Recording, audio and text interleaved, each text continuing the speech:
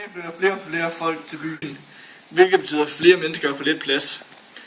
Indbyggernes foretrukne transportmiddel er bilen. Med flere indbyggere betyder det også flere bilister på vejene, hvilket vil skabe flere trafikpropper. Det er et stort problem, så vi vil se nærmere på. En mulig løsning på dette problem er at få flere folk til at bruge den offentlige transport, i stedet for at bruge bilen. Det er en løsning, som er blevet brugt i mange år, og som ikke rigtig har virket. Fordi at bilisterne ikke rigtig vil ud af deres biler. Vores løsning er derfor at bygge flere veje, i stedet for, sådan at bilisterne stadigvæk kan få lov til at køre på vejene. Men problemet er jo, at der ikke er så meget plads, og der er ikke rigtig noget plads i byen til at lave veje, men ved siden af hinanden, så derfor vil vi prøve at bygge veje oven på hinanden i stedet for. Hvordan det kan lade sig gøre, det vil Anders komme ind på.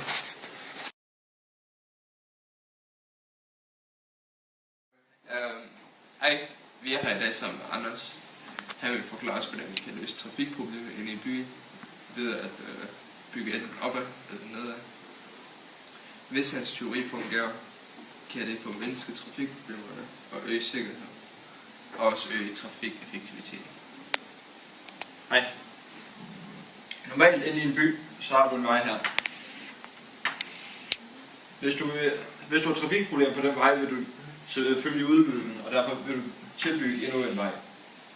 Men det er inde i en by, og inde i fremtidens byer, der er der stor urbanisering. Så er der ofte ikke mulighed for, at du kan bygge den her ekstra vej. Fordi der simpelthen står huse eller andre ting i vejen. Så vores idé går på, at vi vil bygge en vej, og så simpelthen bygge en bro eller en tunnel under den, som en ekstra kørebane.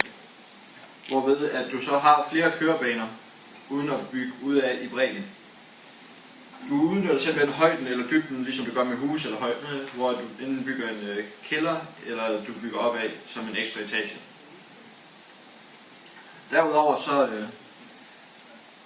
er der også en større mulighed for, at det løser eventuelle trafikpropper, på grund af, at der er kommet en ny teori om, at trafikpropper simpelthen bevæger sig som en bølge afsted ved en bestemt hastighed.